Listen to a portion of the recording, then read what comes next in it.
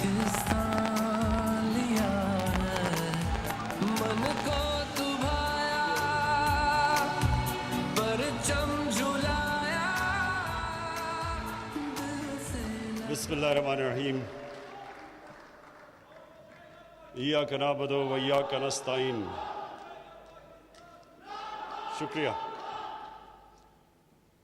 शुक्रिया जी। मैं सबसे पहले IDF और उनके प्रेसिडेंट डॉक्टर मुदीर आपका, डॉक्टर तारिक आपका शुक्रिया अदा करना चाहता हूं कि ये आज आपने फंक्शन की और ये बड़े इम्पोर्टेंट टाइम पे आपने फंक्शन की, क्योंकि अभी भी पाकिस्तान एक बड़ी जंग लड़ रहा है कोरोना के अगेंस्ट, कोविड के अगेंस्ट। और जिस तरह एक वक्त पे जून के बीच में जब प्रेशर पड़ा हुआ था हॉस्पिटल्स पे, तो मुझे बड़ा फ़ख्र हुआ जिस तरह हमारे डॉक्टर्स ने, नर्सेज ने, मेडिकल वर्कर्स ने उस मुश्किल वक्त का जिस तरह सामना किया, तो मुझे अपनी कौम के ऊपर बड़ा फ़ख्र हुआ और अपने सारे हेल्थ वर्कर्स के ऊपर। और अभी भी हमने सब ने मास्क पहने हुए हैं। हमें एक ख़दशा है कि एक सेकंड वेव आ सकता है और थोड़ा इंडिकेशंस हैं कि हमारे केसेस थोड़े बढ़ रहे हैं। मुझे ज़्यादा खौफ हमारे उन शहरों में है जिधर पोल्यूशन ज़्यादा है, जिधर स्मॉग ज़्यादा है, जो अगले 2 महीने हैं। अगर इंशाअल्लाह अगर हमने ये सही तरह गुजार लिए तो उसके बाद मुझे इतना ख़दशा नहीं है। लेकिन लाहौर में ख़ास तौर पे अब से लेके नवंबर के एंड तक जब स्मॉग आई होती है, जब वैसे ही वायरसेस ज़्यादा होती हैं, तो हमें बड़ा एहतियात करनी पड़ेगी सबको। और वो भी 3-4 और शहर हैं, कराची है, गुजरांवाला जिधर ज़्यादा है, फैसलाबाद और पेशावर, इधर ज़्यादा ख़तरा है। तो इसलिए मैं आज इस प्लेटफॉर्म से भी रिक्वेस्ट करना चाहता हूँ अपने पाकिस्तानियों को कि बड़ा देख के ये अगले 2 महीने गुजारें, क्योंकि असल तो प्रेशर पड़ता है हमारे हेल्थ वर्कर्स के ऊपर, हमारे डॉक्टर्स और नर्सेज के ऊपर, और जो लोग काम करते हैं वहाँ। आज मैं 3-4 बातें आपसे करना चाहता हूँ, क्योंकि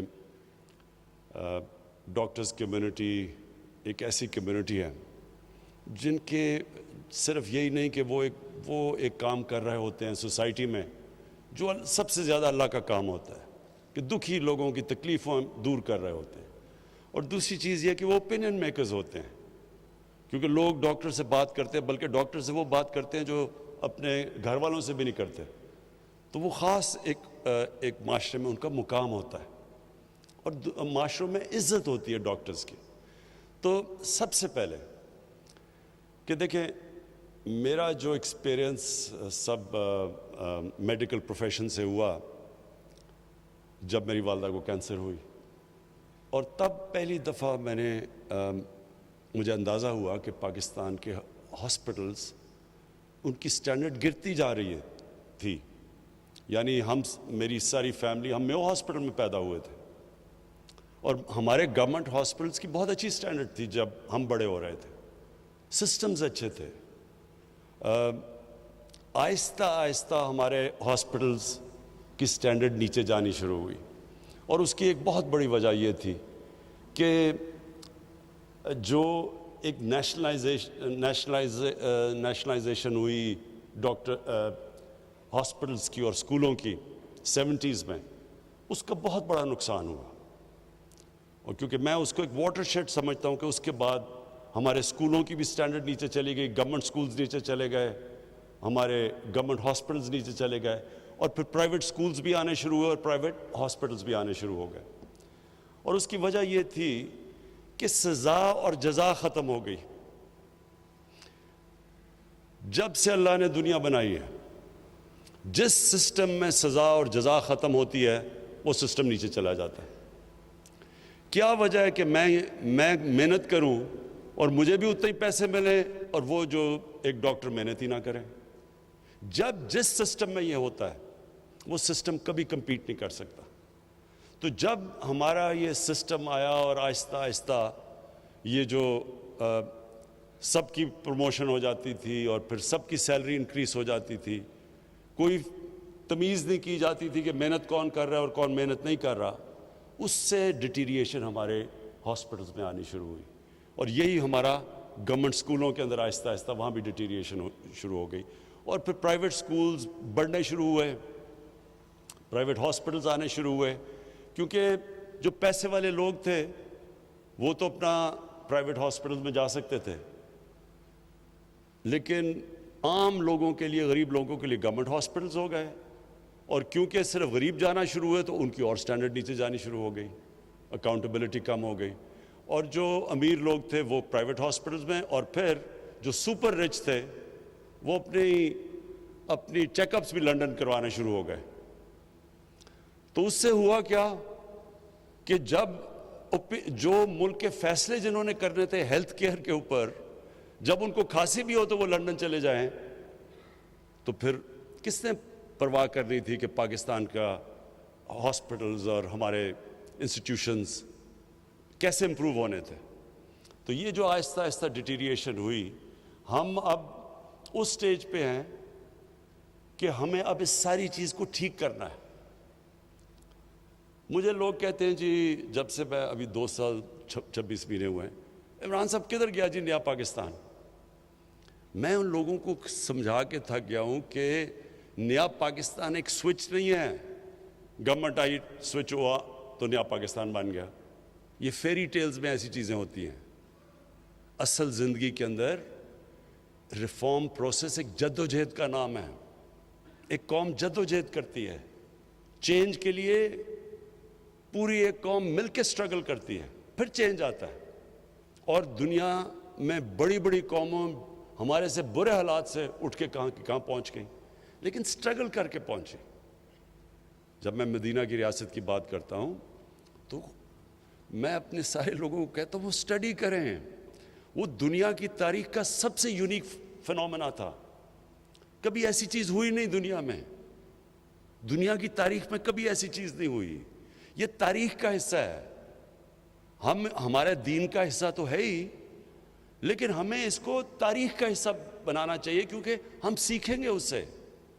کیوں اللہ قرآن میں کہتا ہے کہ نبی صلی اللہ علیہ وسلم کی سنت پہ چلو؟ اللہ کو تو کوئی فائدہ نہیں اس سے، ہماری بہتری ہے. وہ جو ماڈل بنا تھا مدینہ کا، اس کے اوپر دنیا کی تاریخ کا سب سے عظیم سویلائزیشن کھڑا ہوا تھا. تو وہ کوئی ماڈل بنایا تھا نا دنیا کے گریٹسٹ لیڈر نے. تو جب اللہ ہمیں ان کی سنت پہ چلنے کو کہتا ہے تو وہ ہمیں، جس طرح آج کل کے میں بڑے نوجوانوں کو دیکھتا ہوں کہ بل گیٹس کی کتاب پڑھ لی، وہ دوسرا وہ اسٹیو جابس کی کتاب پڑھ لی کہ کامیاب کیسے ہونا ہے. وہ اس لیے پڑھتے ہیں نا کہ ان کو رول ماڈل بناتے ہیں. لیکن کسی بھی دنیا کے انسان نے وہ اچیو نہیں کیا جو نبی صلی اللہ علیہ وسلم نے کیا. تو اس کو سٹڈی کریں. قرآن ہمیں یہ کہہ رہی ہے کہ اس کو سٹڈی کریں. تو وہ جو انہوں نے اسٹیٹ بنائی تھی وہ ایک سٹرگل تھی. 4-5 سال تو وہاں بڑی سٹرگل کی انہوں نے. امہ خطرے میں تھی 4-5 سال. جنگ خندق اور جنگ احد میں امہ بڑے مشکل حالات میں تھی. بڑے کھانے پینے کے لیے چیزیں نہیں تھی، مشکل تھے، سٹرگل کی تھی. تو لیکن پھر وہی دنیا کی تاریخ ہے کہ وہ پھر جیسے اس سٹرگل سے نکلی تو وہ ایسی مضبوط قوم نکلی کہ انہوں نے دنیا کی امامت کی کتنے سالوں، کتنی صدیوں. ہمارے لیے یہ ٹائم ہے اب سٹرگل کرنے کا.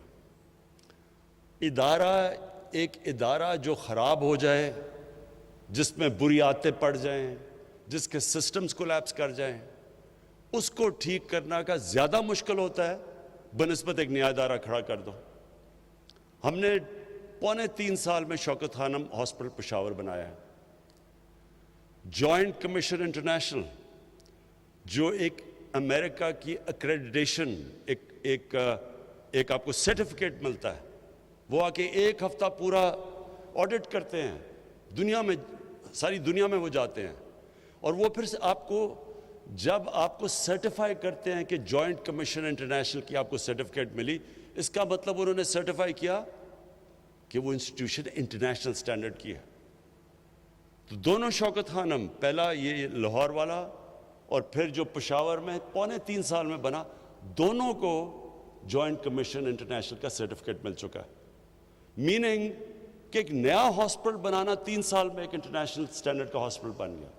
لیکن جو پرانے ہاسپٹل تھے پختونخوا کے، لیڈی ریڈنگ ہاسپٹل، خیبر میڈیکل کالج، ان کے لیے جو ہم نے ریفارم کرنے کی کوشش کی، یہ بڑا لمبا پروسیس ہے.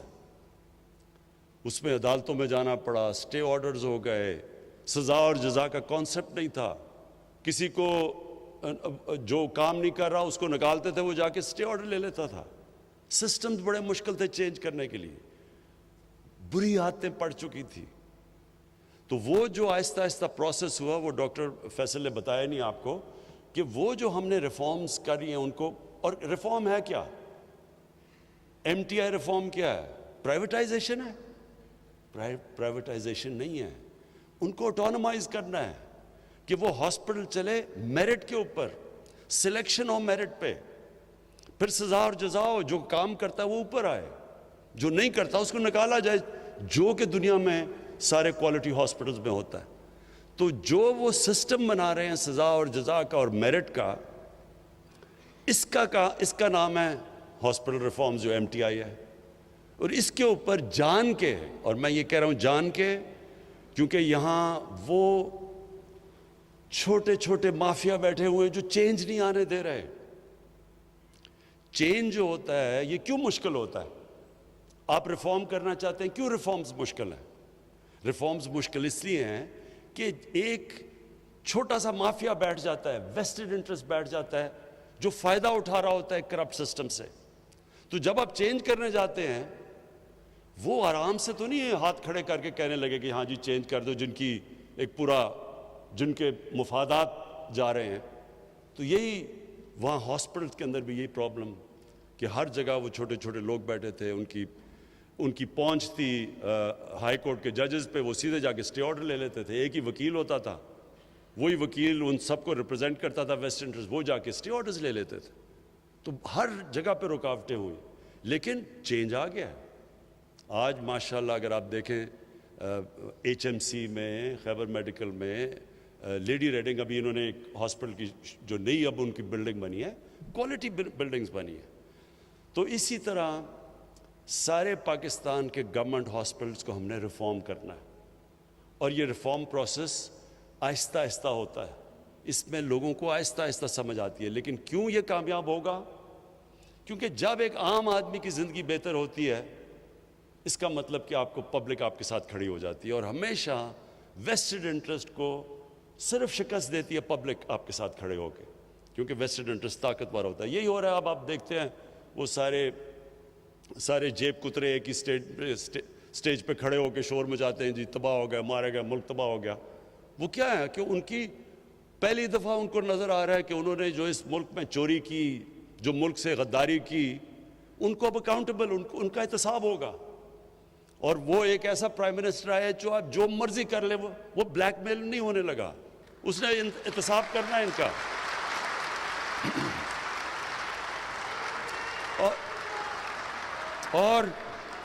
اور انشاءاللہ آپ یہ دیکھیں گے، یہ میری بات مان لیں، یہ پاکستان کے ڈیفائننگ مومنٹس ہیں، فیصلہ کن وقت ہے پاکستان کا. یہ سارے جو 30 سال سے اس ملک میں بار بار انہوں نے باریاں لی ہیں، یہ سب اکٹھے اسی طرح ہی ہیں جس طرح وہ ہاسپٹل میں چھوٹا سا مافیا اکٹھا ہو جاتا ہے، چینج نہیں آنے دیتا. یہ بھی چینج ڈرے ہوئے ہیں کہ ان کو تو زیادہ نقصان ہوگا چینج سے، لیکن ڈاکٹرز کی تو صرف روزی جائے گی. جو روک رہے ہیں ان کو تو خیر انہوں نے جیلوں میں جانا ہے. جو ہاسپٹل ریفارمز ہیں وہی راستہ آگے پاکستان کا. ہمارے ہاسپٹلز، یہ بالکل نہیں ہونا چاہیے کہ صرف غریب آدمی گورنمنٹ ہاسپٹل میں جائے اور وہاں اس کو جیسا علاج سب سٹینڈرڈ ملے، اور صرف پیسہ ہو تو آپ کو اچھا علاج پرائیویٹ ہاسپٹلز میں ملے. دوسری چیز، ہیلتھ کارڈ، انصاف ہیلتھ کارڈ. دیکھیں، ہمیں پختونخوا میں جب آئے تو 2-3 سال تو مسلسل یہ سننا پڑا، جی کدھر ہے نیا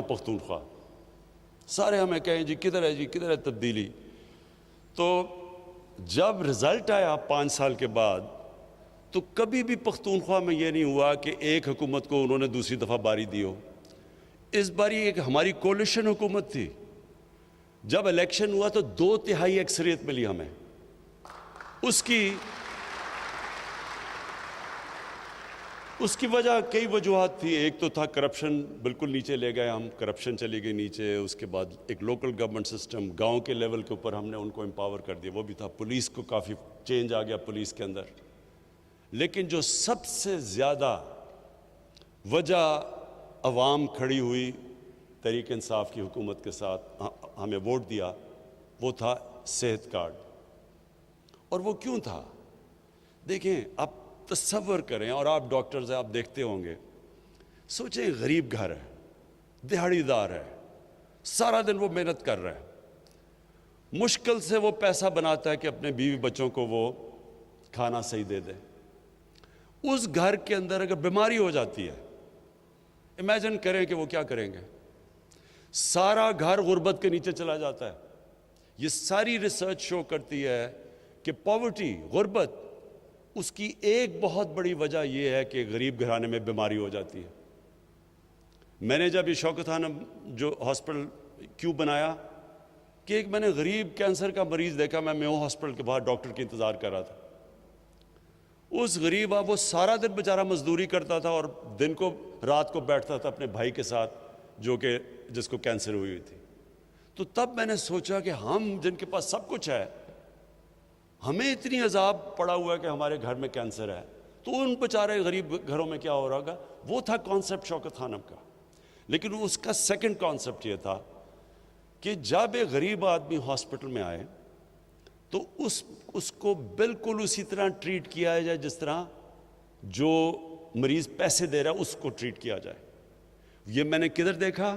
میں اپنی جب والدہ کو امریکہ انگلینڈ لے کے گیا, میں اپنی والدہ کو جب انگلینڈ لے کے گیا تو میں تو پیسے دے کے اپنی والدہ کا علاج کروا رہا تھا. ساتھ ان کے ایک نیشنل ہیلتھ سروس کے اوپر مفت علاج ہو رہا تھا ایک خاتون کا.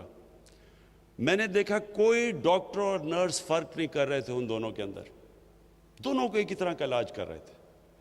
آج مجھے فخر ہے, اور آپ خود جا کے چیک کر سکتے ہیں, شوکت خانم ہاسپٹل میں غریب اور امیر مریض کے اندر کوئی فرق نہیں کیا جاتا.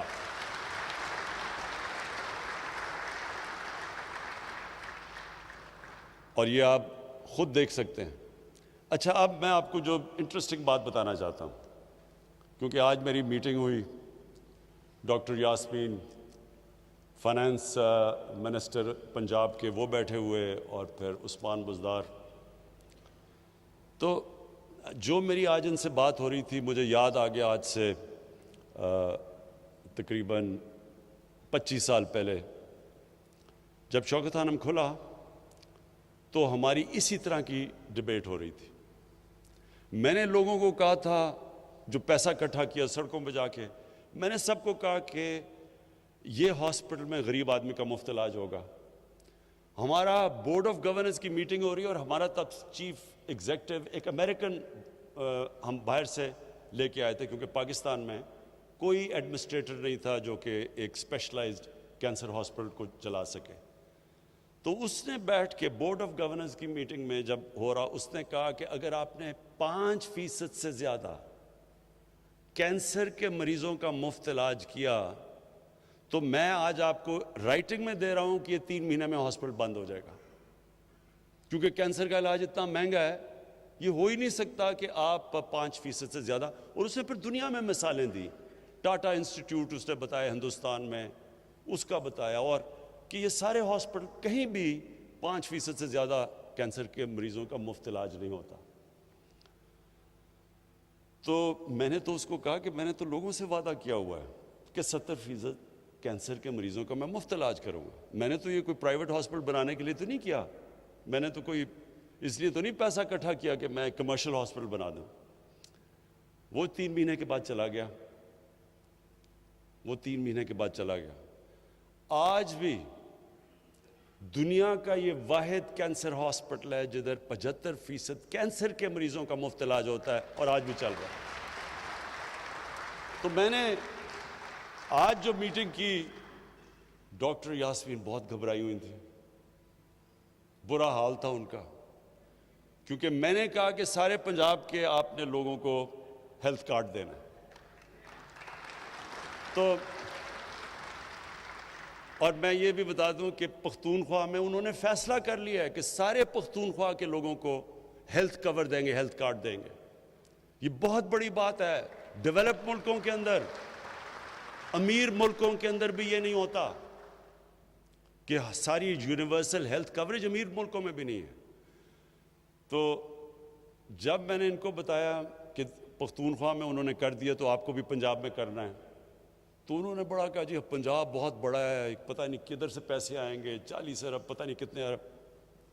تو میں نے ان کو یہ تب بھی یہ سمجھایا کہ دیکھیں, یہ آپ جب ایک غریب انسان کو, جب ان کو آپ ان کے پاس ہیلتھ کارڈ آئے گا غریب گھرانے کے اندر, ہو سکتا ہے ان کو علاج نہ ہی کروانا پڑے, لیکن ان کو جب کانفیڈنس ہوگا کہ اگر ہمیں کوئی ہمارے گھر میں بیماری ہوتی ہے تو ہم صرف گورنمنٹ ہاسپٹل نہیں, ہیلتھ کارڈ کی وجہ سے کسی بھی ہسپتال میں جا کے اپنا علاج کروا سکتے ہیں.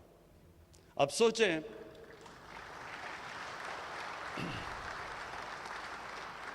پہلے تو سوچیں کتنی بڑی نعمت ہے ہمارے عام لوگوں کے پاس, دہاڑی دار کے پاس, مزدوروں کے پاس, غریب لوگوں کے پاس, بیواؤں کے پاس, جب ان کے پاس ہیلتھ کارڈ ہو. دوسرا, یہ میرا ایمان ہے کہ اللہ کی برکت آتی ہے. آج شوکت خانم, آپ مجھے بتائیں کہ کون سوچ رہا تھا کہ 70 کروڑ میں ہاسپٹل بنتا ہے اور سالانہ جو صرف غریب مریضوں کا خسارہ ہوتا ہے, غریب مریضوں کے کینسر کے مفت علاج کا خسارہ شوکت خانم کا وہ 6 سے 8 ارب روپیہ ہے. 800 کروڑ روپیہ ہے جو کہ ہاسپٹل 70 کروڑ میں بناتا ہے سالانہ غریب کا علاج. یہ ہم نہیں کر رہے, یہ اللہ کی برکت آتی ہے. وہ غریب کی آواز سنتا ہے. جب تکلیف میں انسان ہوتا ہے, جب بیمار ہوتا ہے, اس کی اللہ آواز سنتا ہے. میرا یہ ایمان ہے کہ انشاءاللہ آپ فیزز میں کریں. ڈاکٹر صاحبہ, پہلے فیز میں جو بالکل کمزور طبقہ ہے اس کا علاج شروع کریں, ان کو ہیلتھ کارڈ دیں. سیکنڈ فیز اور اس میں بیواؤں کو انکلوڈ کریں, اس میں یہ ہماری جو ٹرانسویسٹائٹ کمیونٹی ہے ان کو انکلوڈ کریں, سب کو, ہر کمزور طبقے کو آپ اس میں اس کے اندر انکلوڈ کریں. اور اس کے بعد پھر ہم اوپر جائیں گے اور انشاءاللہ سارے پنجاب کے اندر 1 سال تک سارے پنجاب کو آپ کور کریں, تاکہ ہر پنجاب میں ہر شہری کے پاس ہو ہیلتھ کارڈ. اسے کم از کم پتہ ہو کہ اسٹیٹ ہمارے ساتھ کھڑی ہے, مشکل وقت میں اسٹیٹ میری مدد کریے, میرے پاس کارڈ ہے. اور اس سے میں ایک اور بھی آپ کو چیز بتا دوں, اس سے سارا جو ہمارا آئیڈیا ہے ہیلتھ سسٹم کا, جو ہم پورا ایک ہیلتھ سسٹم نیا لانا چاہتے ہیں, یہ سارا پنجاب کا اور کے پی کا ہیلتھ سسٹم بدل جائے گا. وہ کیسے؟ جب ہیلتھ کارڈ میں لوگوں کے پاس وہ جا کے کہیں بھی جا کے علاج کروا سکیں گے, تو اس سے نئے ہاسپٹلز بنیں گے, لوگ ہاسپٹلز بنائیں گے, دیہاتوں میں ہاسپٹل بنائیں گے. اس وقت کیونکہ وہ سمجھتے ہیں جو دیہاتوں میں لوگوں کے پاس پیسہ نہیں ہے, کوئی ہاسپٹل نہیں بناتا. لیکن جب ایک لوگوں کے پاس ہیلتھ کارڈ آ جائے گا تو وہ کہیں بھی جا کے علاج کروا سکتے ہیں. تو اس سے, اور پھر ہم پرائیویٹ ہاسپٹل کو, اب پرائیویٹ سیکٹر کو انکریج کر رہے ہیں. کوئی بھی ایکوپمنٹ جو پاکستان میں نہیں بنتی, اگر ہاسپٹل کے لیے امپورٹ کرنا چاہتے ہیں, وہ ڈیوٹی فری آئے گی. پھر اب زمین, میں نے کہا ہے کہ جو بھی اوقاف کی زمین ہے, بڑی زمین پڑی ہوئی ہے, ان کے اوپر قبضے بھی ہو رہے ہیں. اور پھر یہ جو ایویکیو ٹرسٹ کی زمین ہے, یہ بھی بڑی زمین پڑی ہوئی ہے, ان کے بھی قبضے ہو رہے ہیں. ان سب زمینوں پہ ہم بڑے کنسیشنل ریٹس کے اوپر ہم ہاسپٹل بنانے کے لیے ان کو کنسیشنل ریٹس پہ زمین بیچیں گے, تاکہ وہ ہاسپٹل بنا سکیں. تو ہیلتھ کارڈ کے ساتھ ان کو انکریج کریں گے پرائیویٹ سیکٹر کو.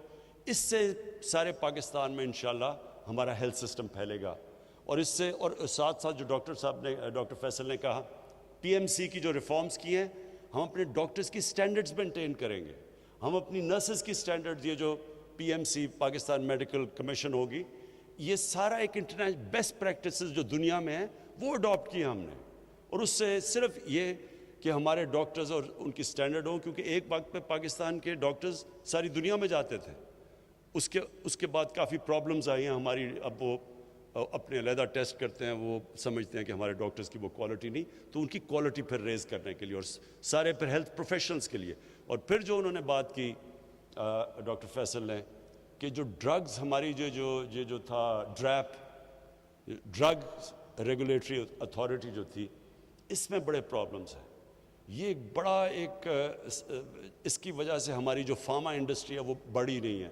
ہندوستان میں غالباً 40 ارب ڈالر کی ایکسپورٹ ہے، 40 ارب ڈالر کی ہندوستان ایکسپورٹ کرتا ہے اپنی میڈیسنز. اس کے مقابلے میں پاکستان کی نہ ہونے کی ایکسپورٹس ہے، حالانکہ یہاں بہت پوٹینشیل ہے. تو ہم نے فیصلہ کیا ہے کہ اپنی فارما انڈسٹری کو پورا انسینٹیوائز کریں گے، ان کی مدد کریں گے، اور تاکہ یہ جو دوائیوں کی قیمتیں نیچے آئیں. جتنی ہماری فارما انڈسٹری بڑھتی جائے گی، اکانومیز آف اسکیل آئیں گی، ہماری دوائیوں کی انشاءاللہ آگے جا کے کوالٹی بھی ہوگی اور قیمتیں بھی کم ہوں گی. یہ ساری ریفارمز ہم کر رہے ہیں. آخر میں آپ سب کو جو لاسٹ پیغام دینا چاہتا ہوں وہ یہ ہے کہ دیکھیں، آپ کا بہت بڑا رول ہے. آپ نے یہ یاد رکھنا ہے کہ جدھر بھی دنیا میں آپ چلے جائیں، خاص طور پہ اب مغربی دنیا میں، یہ جو آپ کا جو پاکستان ہے، اس کو ایک عظیم ملک بننا ضروری ہے. اب تک ہماری جو پڑھے لکھے لوگ تھے وہ سمجھتے تھے، ڈاکٹر کمیونٹی بھی، اور بڑی تکڑی ہماری پاکستان کی ڈاکٹرز کمیونٹی ہے امریکہ کے اندر اور یورپ میں بھی، لیکن امریکہ میں خاص طور پہ جو نارتھ امریکن پاکستانی فزیشنز ہیں، میرا ان سے بڑا انٹریکشن ہے، وہ بڑی پاورفل کمیونٹی ہے. لیکن جو میں حالات دیکھ رہا ہوں اسلامو فوبیا کے، جو بھی فرانس میں ہوا ہے، اور میں نے آج سارے مسلمان ملکوں کے جو ہیڈز آف اسٹیٹس ہیں ان سب کو میں نے آج خط لکھا ہے کہ ہمیں ساروں کو مل کے مغرب کو بتانا چاہیے کہ نبی صلی اللہ علیہ وسلم کی ہمارے دلوں میں کیا جگہ ہے، کتنا پیار اور عقیدہ ان سے. تو کتنی ہمیں تکلیف ہوتی ہے جب یہ اس طرح کی ان کے اوپر کارٹونز یا کچھ بھی کرتے ہیں، تو یہ مسلمانوں کو کتنی تکلیف ہوتی ہے. تو یہ مسلمان ہیڈز کی ضرورت ہے کہ ان کو، یو این کو، یورپین سٹیٹس کو، ان مغربی سٹیٹس کو، سب کو بتائیں، کیونکہ وہاں یہ چیز نہیں سمجھتے. اور یہ جو چیزیں ہوئی ہیں ابھی فرانس کے اندر، اس سے جو مسلمان باہر رہتے ہیں ان کے لیے بڑی مشکل زندگی ہو گئی ہے. اسلامو فوبیا بڑھ گیا ہے، ہیٹ بڑھ گئی ہے ان کے خلاف. عورتیں جو نقاب پہنتی ہیں ان کو انسلٹ کیا جاتا ہے سڑکوں پہ. مسجدوں کے باہر اب بھی میں بھی دیکھ رہا تھا فرانس میں لوگوں نے مسجد توڑی ہیں. تو پہلے تو ہمیں مسلمان ملک میں جو مسلم لیڈرز ہیں، ہم سب کو اکٹھے ہو کے بتانا چاہیے مغرب کو کہ اگر آپ یہودیوں کی جو ہولو کاسٹ ہے اس پہ آپ اتنے سینسٹیو ہیں، اور ٹھیک ہے آپ سینسٹیو ہیں کیونکہ ان کے کسی بھی ہیومن کمیونٹی کو تکلیف ہوتی ہے تو سینسٹیو ہونا چاہیے، لیکن ہمارے لیے بھی ہماری سینسٹیو بھی دیکھیں کہ ہمارے لیے یہ سب سے اللہ کی جو کتاب ہے قرآن اور نبی صلی اللہ علیہ وسلم کا جو پیار ہے، یہ سب سے زیادہ ہمیں تکلیف دیتا ہے جب اس کے خلاف ان کی کوئی بے حرمتی کرتے ہیں آپ. لیکن جو میں آپ سب کو ڈاکٹرز کمیونٹی کو کہنا چاہتا ہوں کہ دیکھیں، اب تک ہم سوچتے تھے کہ ہم باہر چلے جائیں گے، وہاں کام کریں گے اور باہر بڑے اچھے پیسے ملتے ہیں، لیکن جو حالات بنتے جا رہے ہیں یہ پاکستان کو ٹھیک کرنا ضروری ہے. یہ پاکستان کو ہم ایسا ملک بنائیں کہ کسی کو باہر جانے کی ضرورت نہ پڑے. یہاں ہم ایسے سسٹمز لے آئیں، یہ ایک ایسا ملک ہو. اور جو میری خواب ہے ایک دن کہ باہر سے لوگ یہاں نوکریاں ڈھونڈنے آئیں، یہ وہ ملک بننا چاہیے. اس کے لیے ساری قوم کو، میں پھر سے کہتا ہوں، سٹرگل کرنی پڑتی ہے. آپ نے کوئی بھی بڑا کام کرے، ڈاکٹر بنے، آپ کو کتنی سٹرگل کرنی پڑتی ہے. آپ محنت کر کے ڈاکٹر بنتے ہیں، پھر آپ نے اسپیشلائز کرنا، محنت کرنی پڑتی ہے. آپ ایک ملک کو ٹھیک کرنے جا رہے ہیں تو ساری قوم کو مل کے محنت کرنی پڑتی ہے. لیکن یہ میں آپ کو بتا دوں، جو ٹیلنٹ ہے ہمارے پاکستانیوں میں، जिस तरह के क्वालिटी के मैंने डॉक्टर्स, प्रोफेशनल्स, एंटरप्रेन्योर्स पाकिस्तान से बाहर देखे हैं, जब उनको अच्छे सिस्टम्स मिलते हैं, जो उनकी क्वालिटी है, वो सिर्फ इसलिए है कि वहाँ सिस्टम बेहतर है। वही सिस्टम हम पाकिस्तान में ठीक कर रहे हैं, और आप सब ने मेरी मदद करनी है यहाँ के निज़ाम को ठीक करने के लिए और एक अजीम मुल्क बनाने के लिए। बहुत बहुत शुक्रिया। वज़ीर-ए-आज़म इमरान खान का लाहौर में इंसाफ डॉक्टर्स कन्वेंशन से खिताब बराह रास्त हम आपको दिखा रहे थे। कहना वज़ीर-ए-आज़म का ये है कि पाकिस्तान कोरोना के खिलाफ बड़ी जंग लड़ रहा है। आलूदगी वाले बड़े शहरों में कोरोना केसेस के बढ़ने का खदशा है। अवाम एहतियात नहीं करेंगे तो कोरोना केसेस बढ़ेंगे और ऐसी सूरत में हेल्थ वर्कर्स पर बोझ भी बढ़ेगा।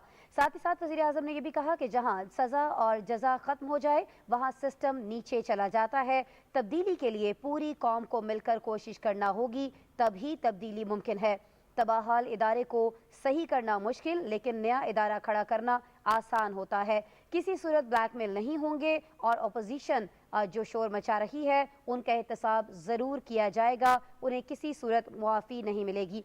वज़ीर-ए-आज़म इमरान खान ने यह भी कहा है कि पंजाब भर में तमाम लोगों को इंसाफ हेल्थ कार्ड दिया जाएगा। अमीर और गरीब में कोई फ़र्क नहीं होना चाहिए। हेल्थ कार्ड जो है वो मरहलावार तमाम लोगों में तकसीम किए जाएंगे।